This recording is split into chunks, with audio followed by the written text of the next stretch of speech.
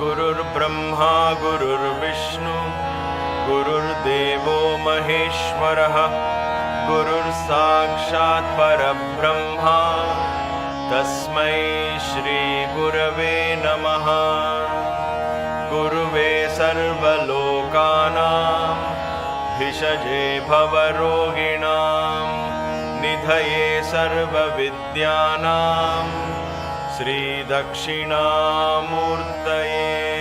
नमः। ॐ साईश्वराय विद्महे सत्यदेवाय धीमहि तन्नः सर्वः प्रचोदयात्।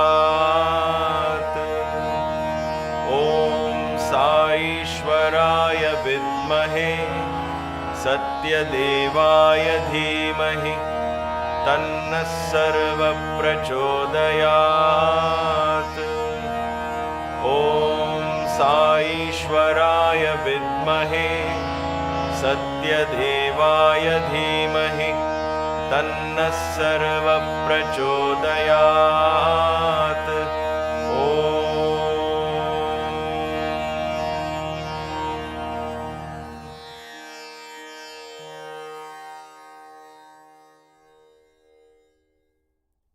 Namaste and welcome to Kaivalya Yoga Gurukulam for another delightful time spending together in the name of the divine, in the company of the divine. So thank you for joining. As always, we are honored to host this Satsang. Let us begin with a small prayer to Ganesha. Allow the powerful mantra Om Gang Ganapate Namaha to reverberate in our consciousness as we engage invoking this divine energy from the Mooladhara. So it clears all the obstacles, protects us from distractions, allows us to contemplate, and help us invoke the highest energy, Shri Dakshinamoorthy, in the Satsang.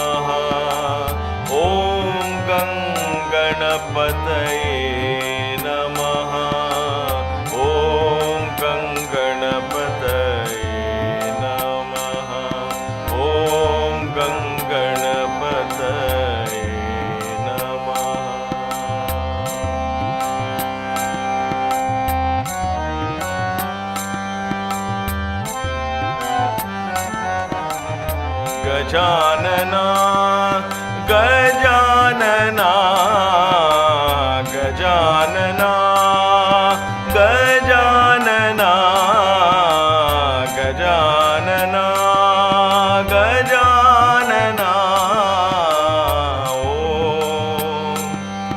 ॐ गं गणपतये नमः। ॐ गं गणपतये नमः। ॐ गं गणपतये नमः। Gajanana Gajanana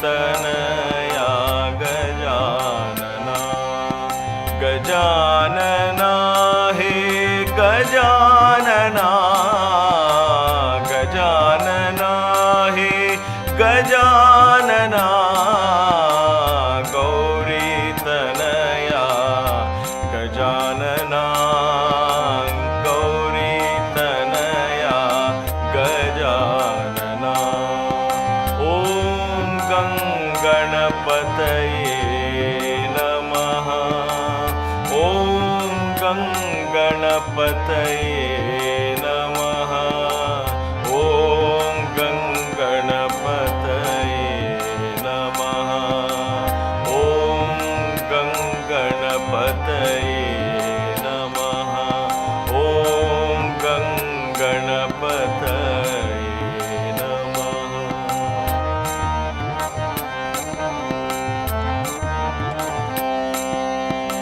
He Shivanandana Jaya Jagavaldana He Shivanandana Jaya Jagavaldana Vidya Buddhi Pradayaka Vidya Buddhi Pradayaka He Shivanandana Mushikavahana He Shivanand Hey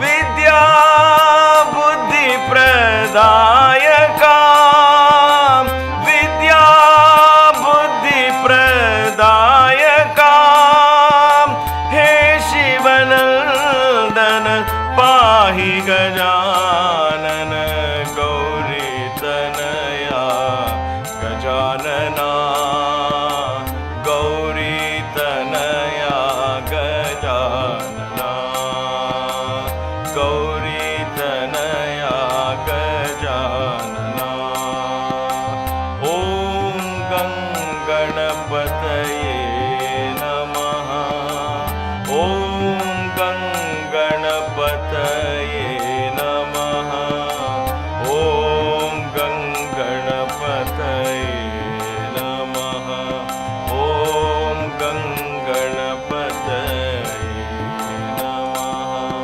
Om Ganganapataye Namaha Om Ganganapataye Namaha Om Ganganapataye Namaha Om Ganganapataye Namaha Om Ganganapataye Namaha Om Ganganapataye Namaha Om Ganganapataye Namaha Om Ganganapataye Namaha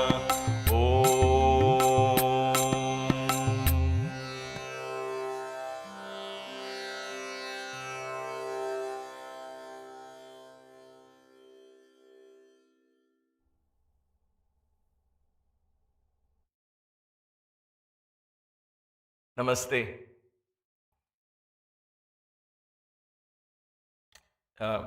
Just a few minutes before the bhajan started. This is a bhajan I don't sing very often, so it is after a long time I remembered it and I started singing. And Maya said, "You may forget the words, so do you want a little note on the screen?" And I said, "Nah, I'll never forget these bhajans." And there it was. I still, for whatever it is, my mind is blank even at this moment. So these are the moments I feel I'm so guided that there is this divinity watching you and teaching at every step. I'm telling you, maybe he spoke through Maya, not maybe he did, but I don't need it.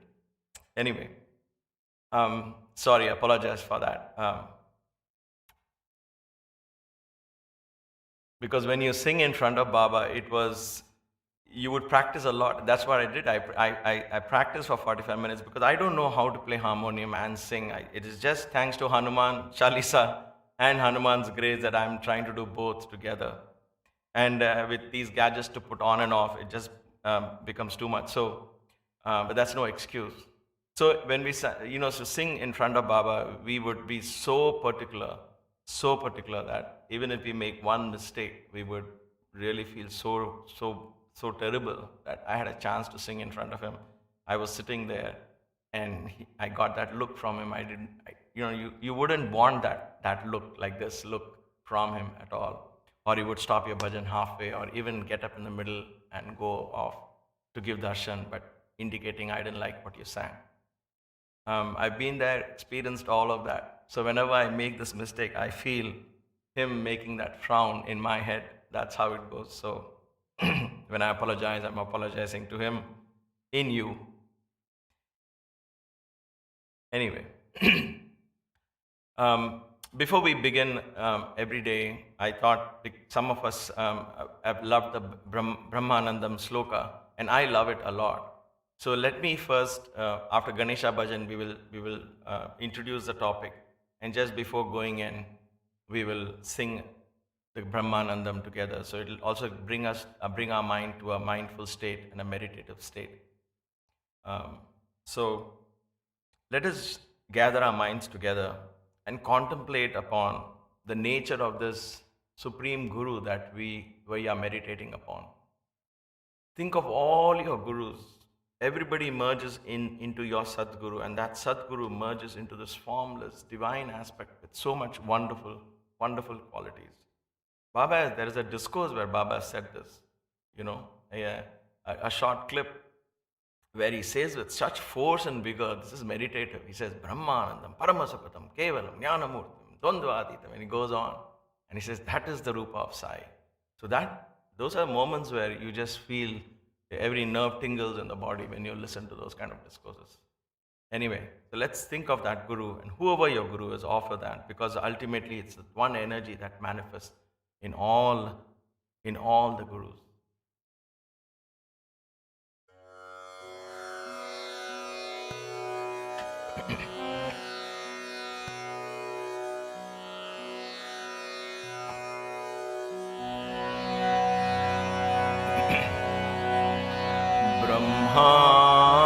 Brahmanandam Paramasukhadam Kevalam Jnanamurtim Dvandvatitam Gagana Sadrisham Tattvam Asyadilaksham Ekam Nityam Vimalam Achalam Sarvadhi Sakshibhutam Bhavatitam Trigunarahitam Bhavatitam Trigunarahitam Sadgurum Tam Namam Sadgurum Tam Namam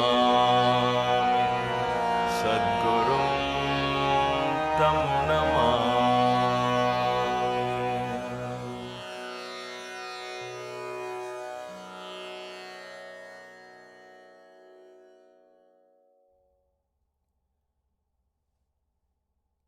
So with this divine Sadguru in our consciousness, let us continue studying the form of the formless. In other words, the symbolic meaning behind this name Dakshinamoorthy.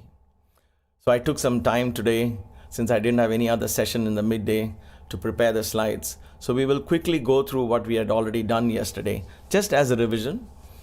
So Dakshinamurthy is understood as a manifestation, is an eightfold manifestation. He has 8 elements in him that he manifests. So when we think of Dakshinamurthy, it is Ashtamurthy Bhrit. This Ashtamurthy comes towards the end of the Dakshinamurthy sloka. The term will come, and that time we'll revisit this. Not it's so much in detail, but now when we mention at that point, you will know, oh, this is what we are talking about. When we meditate on Dakshinamurthy as the manifestation of Ashtamurthis, the 8 forms, this is that eightfold manifestation. So imagine, you think of space, one of the elements, space is everywhere. So this is one of his forms. Water is his form. Everything, all these elements are his form. So the 5 elements are his 5 forms of manifestation. You have the sun, the moon, and prajna, or consciousness, or wisdom, as we call it, enlightened awakeness, awareness, awakened state of mind, prajna. So 5 elements, sun, moon, and prajna. And we saw yesterday, when we go to the next slide, we saw that the sun and the moon were not part of the elements as such, because physically they are, but here they symbolically stand to mean the Purusha and the Prakriti, the Shiva and the Shakti.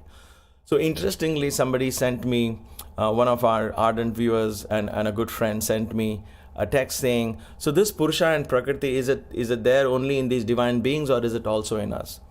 Purusha and Prakriti is the basis of the entire creation, and therefore in all of us there is this exactly same manifestation. We are actually adoring, worshipping our higher self. We are invoking the supreme consciousness from where?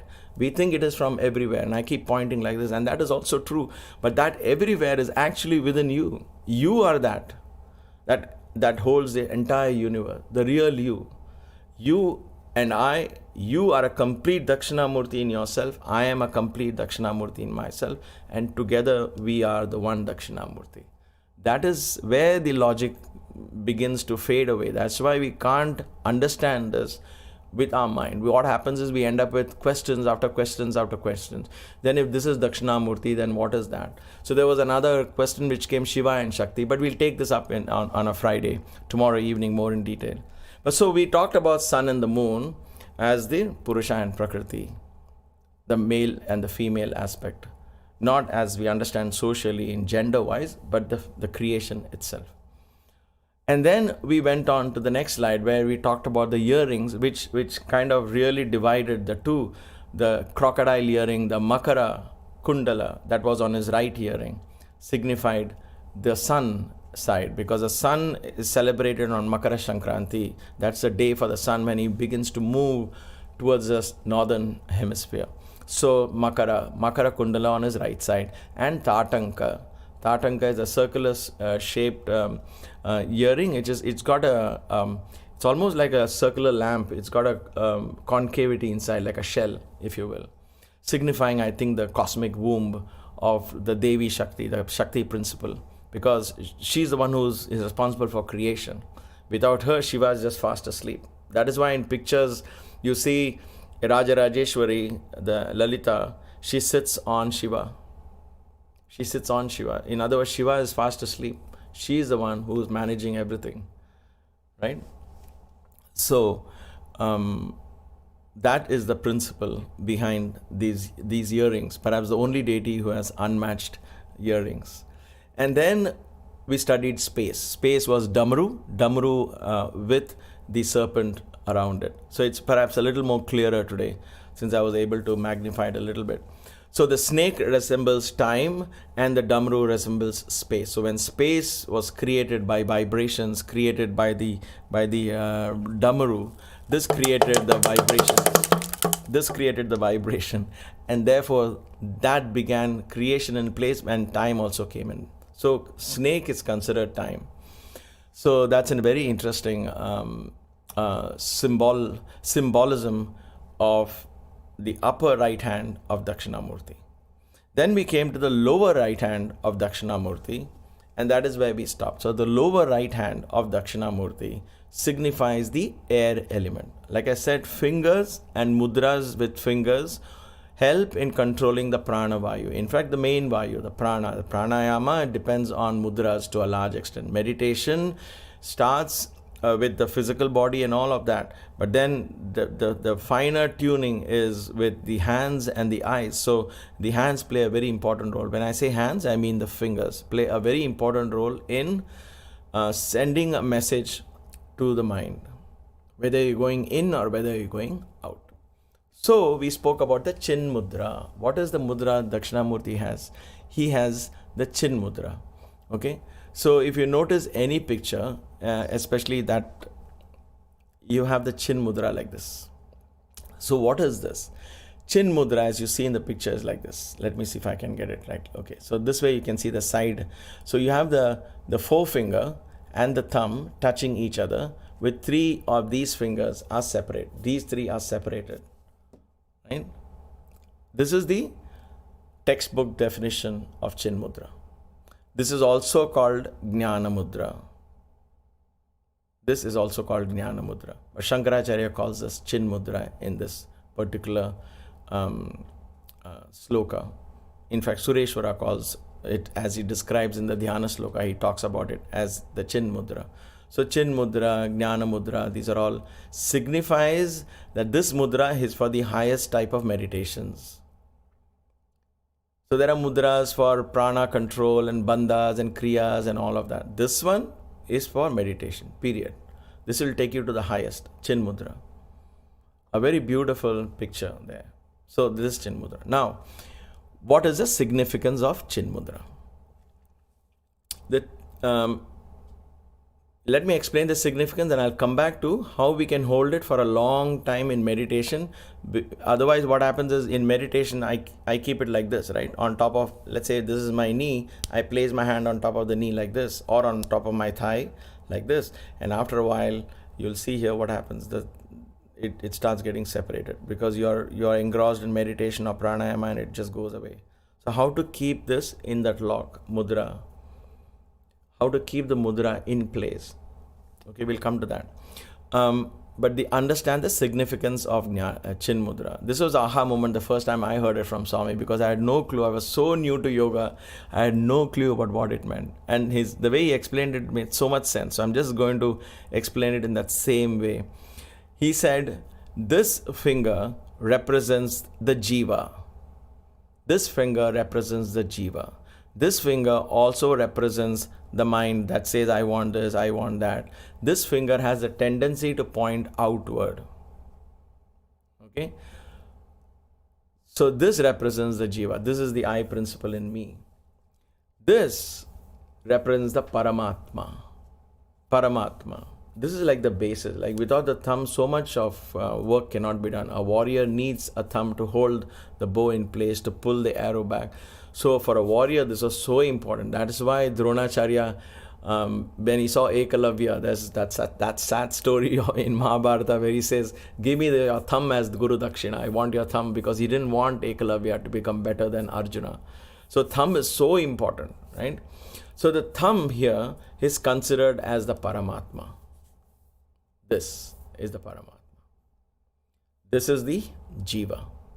So what are these 3 now? 3 are left, right? 1, 2 and 3. So these 3 are the 3 gunas. The 3 gunas. These 3 are the 3 gunas. Okay, it's important for us to understand that. So what Baba would say is, when you go to meet the Paramatma, you have to leave all the 3 gunas behind. You have to detach yourself from the 3 gunas. In other words, the I has to get separated. That is why this mudra is for the highest kind of meditation. Safest and the best and the most powerful meditation. Because it is available everywhere and everybody does it. Please don't undermine these things. Okay? There is an information explosion today. But this is one of the reasons why they kept it secretive in 500 years ago or 1,000 years ago. The reason was because they were so powerful mudras that they would be initiated properly, taught the importance of it, and said, now you gain practice. Nowadays, because it's available, everybody's saying, oh yeah, I know this, it's not working for me. It's not like that. This is a very, very, very powerful mudra. I'm telling you from experience. This will really is a great aid for meditation. So what happens, he would say, take all the 3 gunas out. If the 3 gunas are out, that means the 3 states of consciousness, awakened, dream state, deep sleep state, all these 3 states are out. All the 3 gunas are out. All the 3 times are out. Because all the gunas are the one that forms this universe. Okay, we study this in the Sankhya. Everything that you see, experience, touch, smell, everything is part of the 3 gunas. Okay? But the I in you is what brings out all this, 3 gunas. The I brings out the 3 gunas. So in order to go back to the Paramatma, in order to go back to Purusha and Prakriti, I separate myself from that. In other words, I go to, in the Sankhya, there is a state called Mahat. There's brilliance that happens. I'm trying to go back there. So I turn my focus towards the Paramatma, towards my base. This is a philosophical way of understanding. So from an energy principle, this hand which keeps pointing out always, you turn this energy of the mind that keeps going out all the time. These are two variations Baba said, right? One is the philosophical part of it. The other one is even practically, if you ask a child, if you see a child or even us, we say, I want this, I want that. Hey, this is a beautiful piece. Where did you get this from? So we point out. Pointing out is done by this. Pointing out is done by this to a large extent, right? So what happens is this finger always takes your mind outward, takes the energy outward. So even if you close your eyes and do this, for example, close your eyes and just raise your forefinger alone and just do this. What happens here when you do this?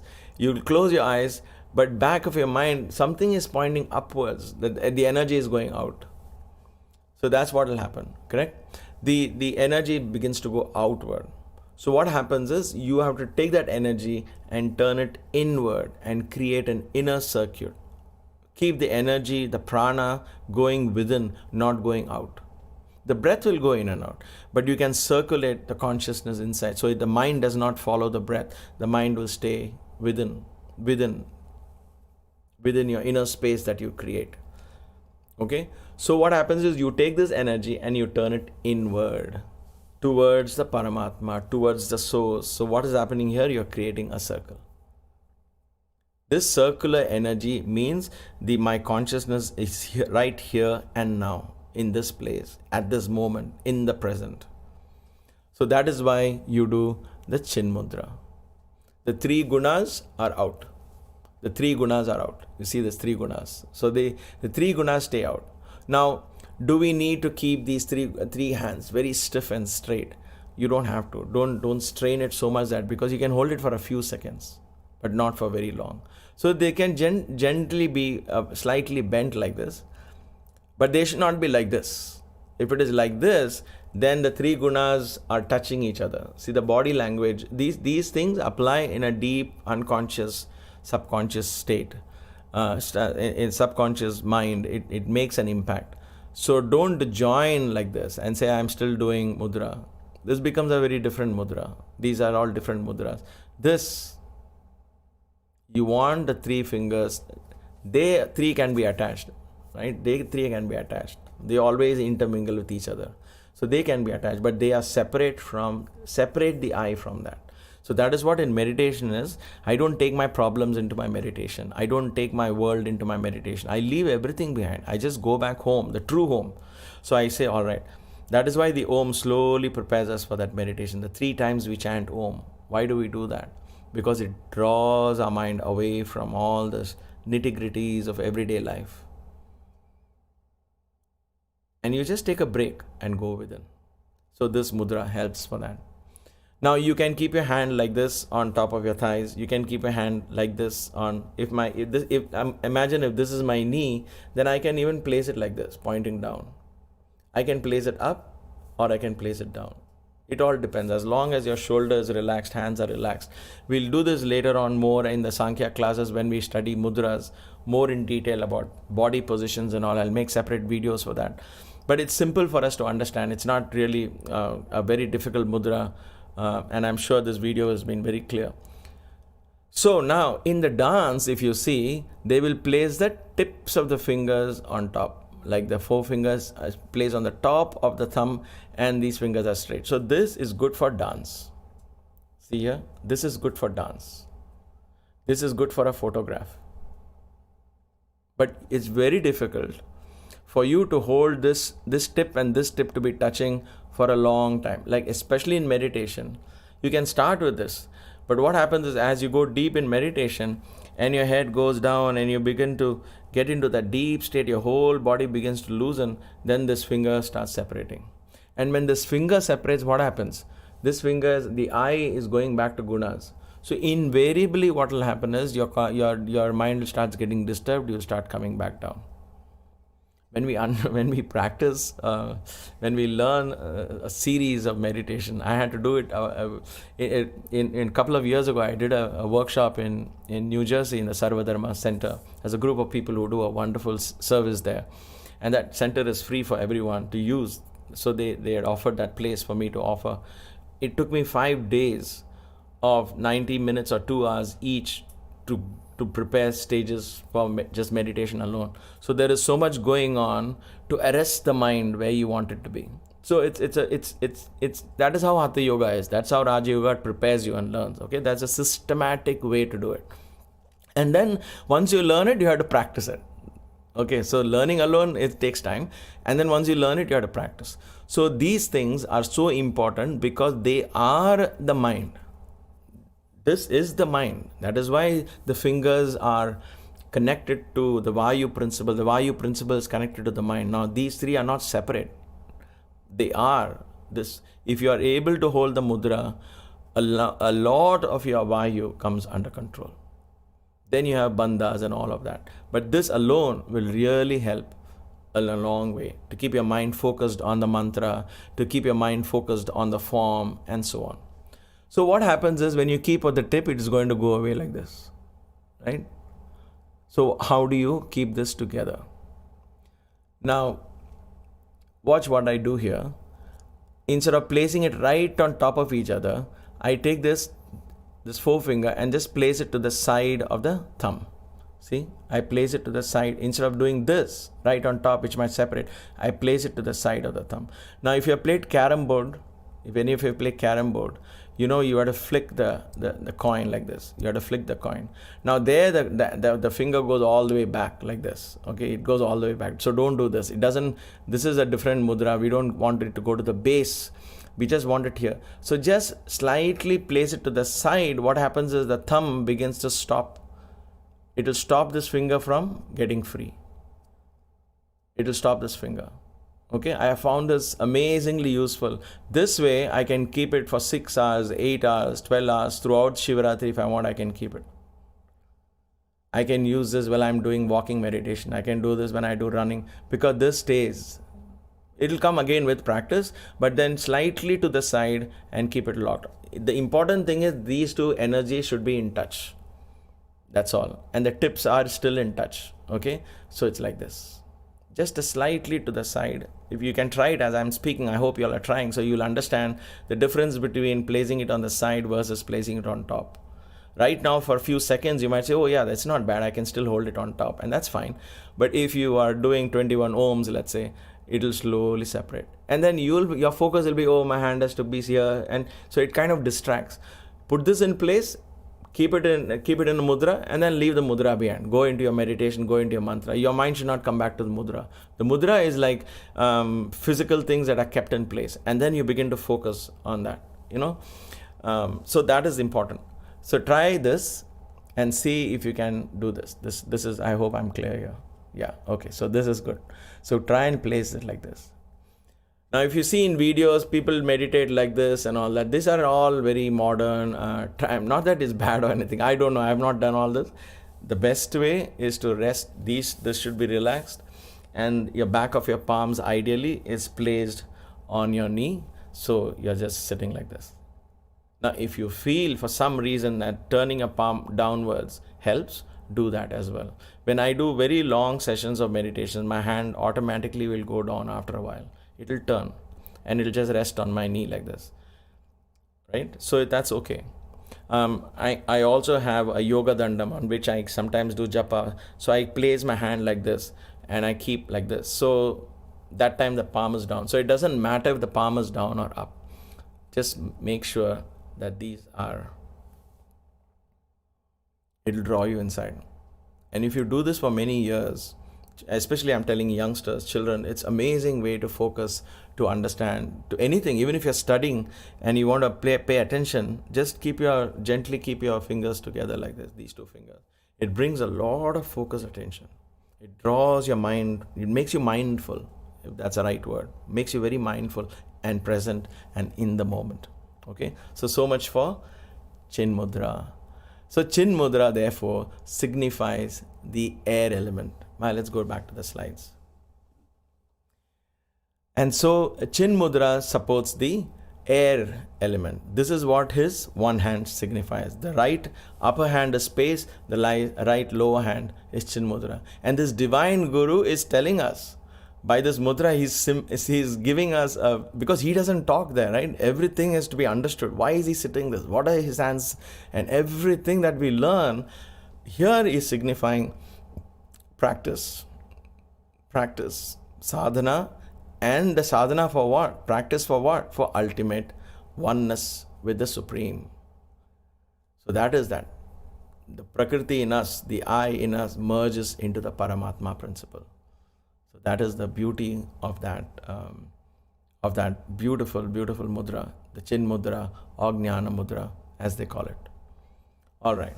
So hopefully that has been clear and you all can practice that. If you have any questions, shoot me an email or send me a WhatsApp. We have Q&As tomorrow. I can address it while we are on the subject. Okay, so the next one is the left side. The left upper hand, as you can see, it speaks for itself. It's got the fire element. We were talking about the 5 elements, right? So the fire element. The sun and moon is done. Space is done. Air is done. We come to fire. Space. I'm going by space, air, fire. The way creation itself evolved. So fire. The fire element is right there in his left hand. Now the fire element signifies what? Fire element, like I mentioned there, it signifies annihilation. So in the right hand, he is annihilation. Correct, Maya? Annihilation. I got that look from my boss, so I knew something went wrong because she's there. Anyway, so on the right hand, he has this Damaru. He's creating. On the left hand, he balances his creation by annihilation. So he balances it. Okay. So destruction is also one word. So creation, dissolution. Creation, dissolution. Annihilation, dissolution. So these two are these. See, he balances. Okay. So that is the fire element. Let's go to the next one. Wisdom. So before we go, okay, let's come back to that other one later. I've got an interesting concept there. Let's go to go ahead. Then now you've got the right lower hand. The right lower hand, he has got palm leaf manuscripts. So that signifies the highest wisdom. It signifies the Vedas. They say he holds the Vedas in his hands. But what is the essence of Vedas? We learned essence of Vedas was Prajnanam Brahma.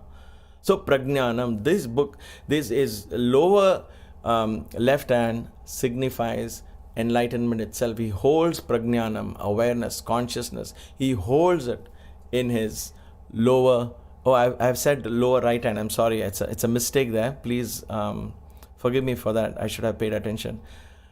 It's lower left hand. So the upper left hand has Agni, the lower left hand has wisdom. The wisdom itself is there in his lower left hand. Prajna, consciousness. So we finish sun, moon and consciousness. Prajna is here. And the elements are come. We have to still do water yet, right? We'll come to that. So this is Prajna. So imagine this, it's the highest knowledge, the enlightenment is there in his left hand. So it's like that, saying that there's just one portion of him. So he's so much more. See, this idea of the God principle, it is not simply words that they use saying that he's beyond your thinking and imagination. It is truly an energy which you have to break through the logical mindset in order to experience it. They did not say you cannot experience it. Remember that. All they are saying is you cannot imagine through your mind. You cannot speak about it. You cannot listen to it. You cannot see it. The senses cannot attain it. And the mind that is engaging the senses, the mind cannot go there. You have to go beyond the mind, beyond the eye. In other words, but you can experience it. The I in you can experience that. But you have to break through the conditioned mindset. And therefore, he teaches in silence because he just starts practicing. You can always come to me questions. I can keep answering your questions. You will have more questions and it will go on and on and on. You know, Baba would, not every time, but very rarely, but he would tell me, you have so many questions. Asking questions itself is a problem with you. Because you have doubts. ఈ డౌట్లోనే ఎంతసేపు ఉంటావురా, practice చేయి. So unless you begin to practice, most of the doubts actually get cleared as you begin to practice. What happens? We tend to get intellectual. Oh, but in Turiya Avastha, what will happen? Is that the same as this? Oh, we are trying to imagine things which are beyond the mind. By imagining, we make false assumptions, false notions. And therefore, it actually restricts. We are trying to fit an elephant into a bottle. That is our problem. We cannot do that. We are trying to understand the God principle with our mind and with our senses. We have to break free from that. Go beyond the senses, right? So think about that when we are thinking of this symbolism in us. Can we go back to the slide real quick? We can always switch to those slides, because it goes back to the beginning when we switch to this scene. Because we're almost done, I just want to finish the water thing as well. And we go to the next one. So this is prajna. Now water. So water element is missed, right? So water is understood as the Ganges who is hiding inside his locks of hair. Now if you see this picture closely, what is on top of his head is actually it's his hairstyle. Okay? Very close to Sai Baba's hairstyle, but it's a hairstyle. No, but this is a different hairstyle. It's perhaps not very clear in my drawing. It's actually braids. So it's thinly braided strands of hair, which is arranged in that fashion. So if you go to Natya Shastra, and there are books and scriptures, I have not read it much. I've just browsed here and there. There are so many kinds of hairstyles for men and women. And in that, they talk about three, which I mentioned here, because these three pertain to the Shiva meditations, right? So the first one is called Jata, is basically hair. Okay, Jata Bhara. Jata Bhara is flowing. Like what you see in this picture is they have tied it into long knots and it flows. It is flowing. It's not free. They have actually made braids. Those braids are one by one. They have kept it in a flowing manner. The other one is Jata Mukuta, which is not here, but you will see that as a crown going right. It tapers to the top. So that is for kings. They in many traditional schools of South India, Brahma is given that, Shiva is given that. So it goes right straight up. Then you have Jata Bandha, which is braids are tied up into a ball on top, which is many rishis have that. If you see the rishis and the munis and Narada and all of them, they tie that. So in this, there is another kind of Jata Bandha where the braids are there, but it is left open, so much so that when the dancer dances, then the hair and all of the braids come out like this in singular fashion. So that is for Nataraja. It's a style. I think it's called Vikrita Jata Bandha or something like that. So there are so many, and these are just 3 or 4 of them. There are many types. There is mandala, that they create mandalas in hairstyle and so on. So here, why I prefer the Jata Bhara for this particular Dakshinamurti, because the Dakshinamurti statues themselves have different styles of hair in many temples. Okay, but why I preferred this was, when I was drawing, I have not drawn Ganges because I was thinking of the water element as I was drawing it, and then it suddenly occurred to me that this flowing hair itself signifies the water. When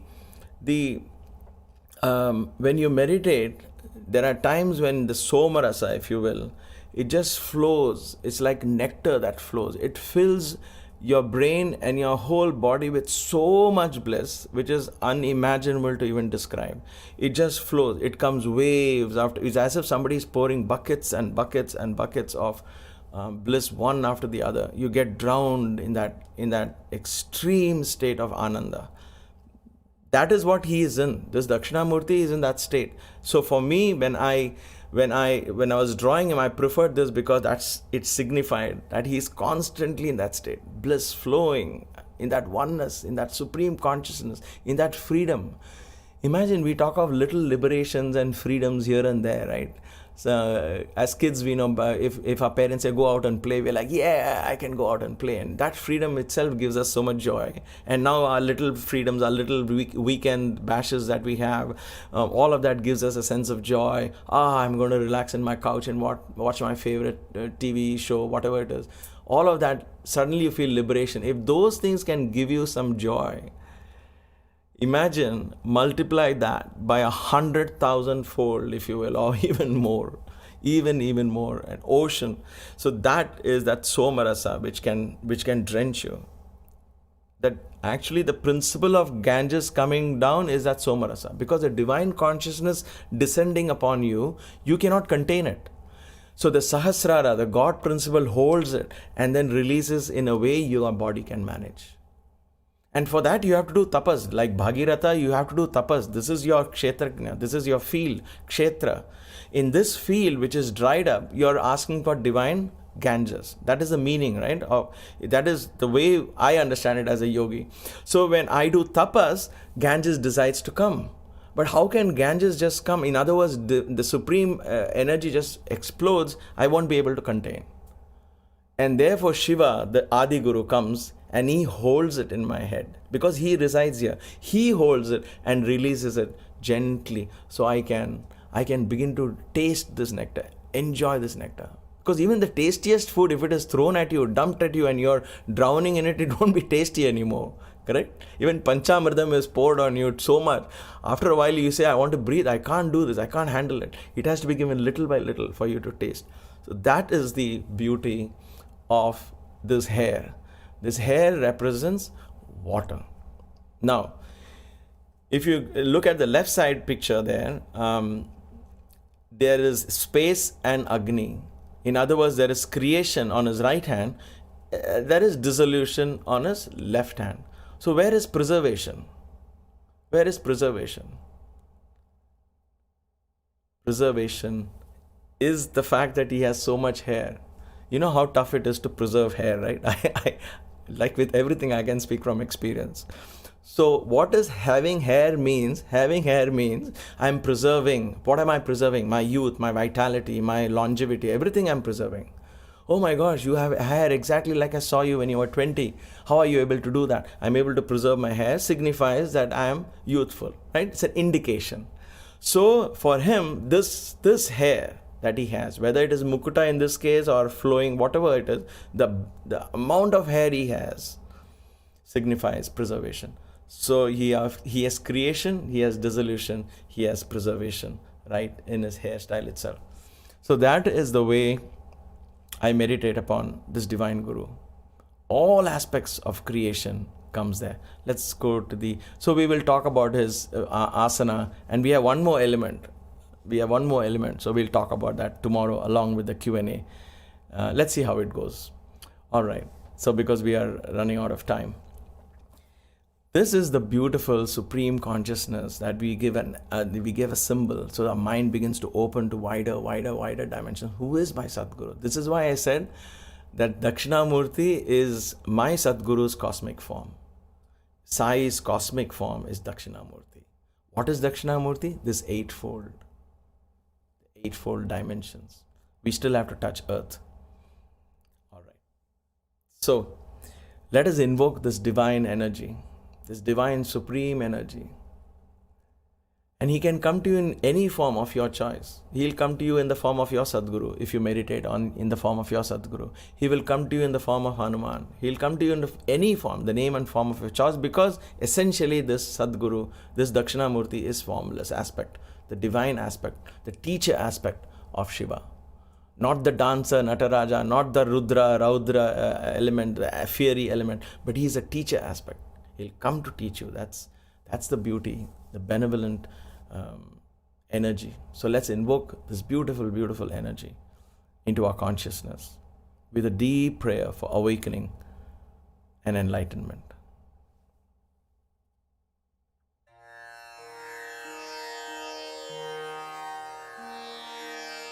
Om Bhuh Purusham Shri Dakshinamoorthy Rupaya Shri Samba Sadashivam Avahayami. Om Bhuvah Purusham Shri Dakshinamoorthy Rupaya Shri Samba Sadashivam Avahayami. ॐ सुवहः पुरुषं श्री दक्षिणामूर्तिरूपाय श्री सांब सदाशिवं आवाहयामि। ॐ भूर्भुवः सुवहः पुरुषं श्री दक्षिणामूर्तिरूपाय श्री सांब सदाशिवं आवाहयामि। ॐ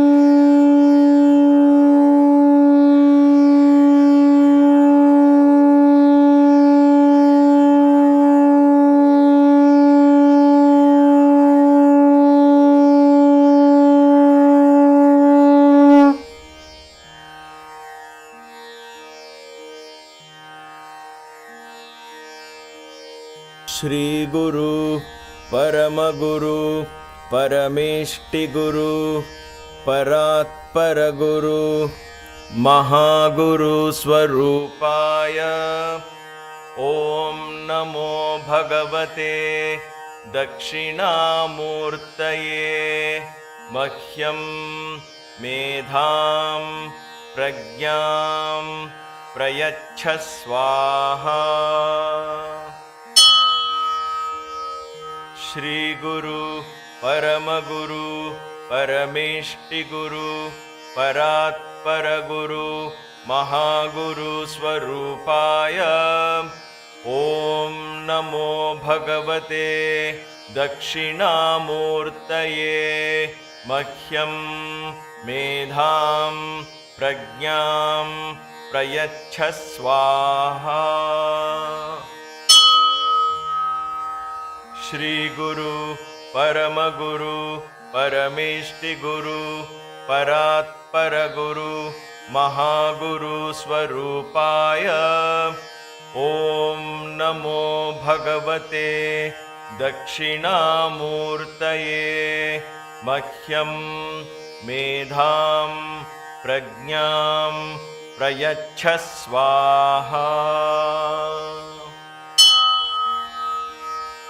श्री गुरु परमगुरु परमेष्टिगुरु परात्परगुरु महागुरु स्वरूपाय ॐ नमो भगवते दक्षिणामूर्तये मह्यं मेधां प्रज्ञां प्रयच्छ स्वाहा। श्री गुरु परमगुरु परमेष्टिगुरु परात्परगुरु महागुरु स्वरूपाय ॐ नमो भगवते दक्षिणामूर्तये मह्यं मेधां प्रज्ञां प्रयच्छ स्वाहा। श्री गुरु परमगुरु परमेष्टिगुरु परात्परगुरु महागुरु स्वरूपाय ॐ नमो भगवते दक्षिणामूर्तये मह्यं मेधां प्रज्ञां प्रयच्छ स्वाहा। श्री गुरु परमगुरु परमेष्टिगुरु परात्परगुरु महागुरु स्वरूपाय ॐ नमो भगवते दक्षिणामूर्तये मह्यं मेधां प्रज्ञां प्रयच्छ स्वाहा। श्री गुरु परमगुरु परमेष्टिगुरु परात्परगुरु महागुरु स्वरूपाय ॐ नमो भगवते दक्षिणामूर्तये मह्यं मेधां प्रज्ञां प्रयच्छ स्वाहा। श्री गुरु परमगुरु परमेष्टिगुरु परात्परगुरु महागुरु स्वरूपाय ॐ नमो भगवते दक्षिणामूर्तये मह्यं मेधां प्रज्ञां प्रयच्छ स्वाहा। श्री गुरु परमगुरु परमेष्टिगुरु परात्परगुरु महागुरु स्वरूपाय ॐ नमो भगवते दक्षिणामूर्तये मह्यं मेधां प्रज्ञां प्रयच्छ स्वाहा। श्री गुरु परमगुरु परमेष्टिगुरु परात्परगुरु महागुरु स्वरूपाय ॐ नमो भगवते दक्षिणामूर्तये मह्यं मेधां प्रज्ञां प्रयच्छ स्वाहा।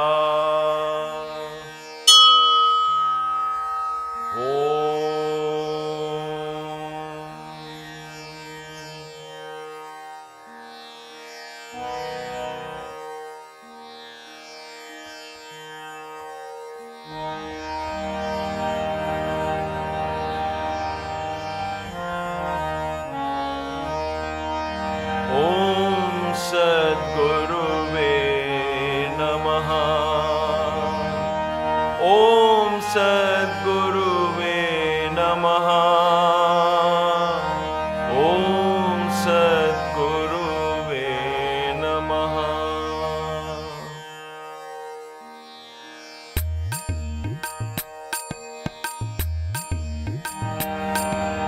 ॐ सद्गुरुवे नमः। सद्गुरुवे नमः। ॐ सद्गुरुवे नमः। ॐ सद्गुरुवे नमः। ॐ सद्गुरुवे नमः। ॐ सद्गुरुवे नमः। गुरु बाबा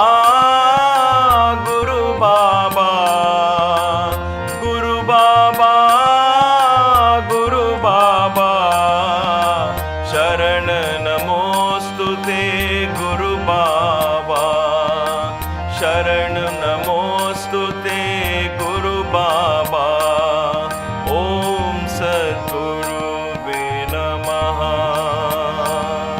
ॐ सद्गुरुवे नमः। ॐ सद्गुरुवे नमः। ॐ सद्गुरुवे नमः।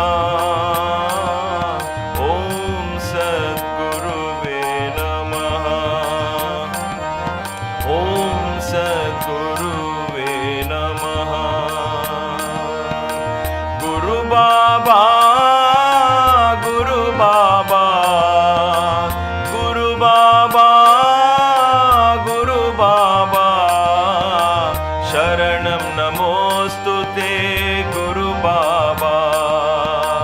शरणं नमोस्तुते गुरु बाबा। विद्यादायक गुरु बाबा।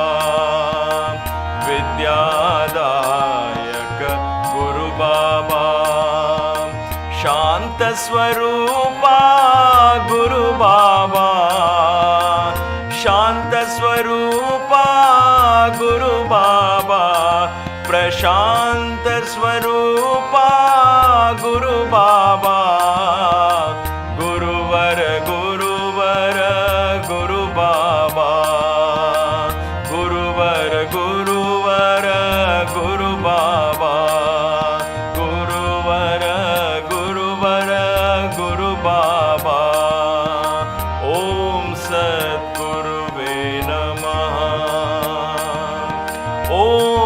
सद्गुरुवे नमः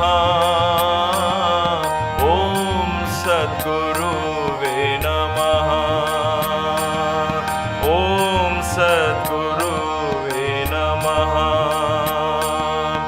ॐ सद्गुरुवे नमः ॐ सद्गुरुवे नमः ॐ सद्गुरुवे नमः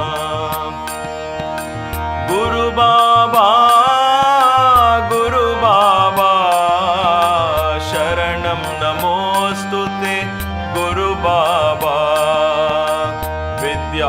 विद्यादायक गुरु बाबा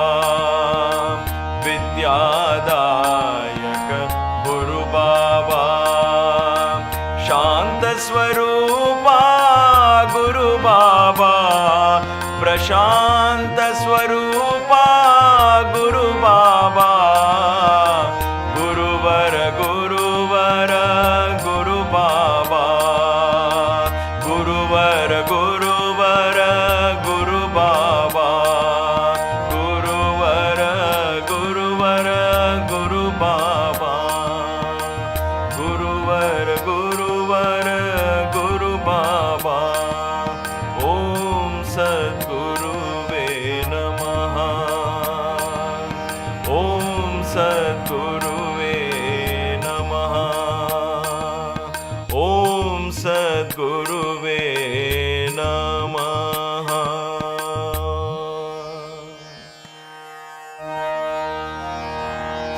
समस्तलोका सुखिनो भवन्तु समस्तलोका सुखिनो भवन्तु समस्तलोका सुखिनो भवन्तु May all the beings in all the worlds be happy. जय बोलो पवन पुत्र हनुमान की जय सियावर रामचंद्र की जय सतगुरु साईनाथ महाराज की जय नमः पार्वती पतये हर हर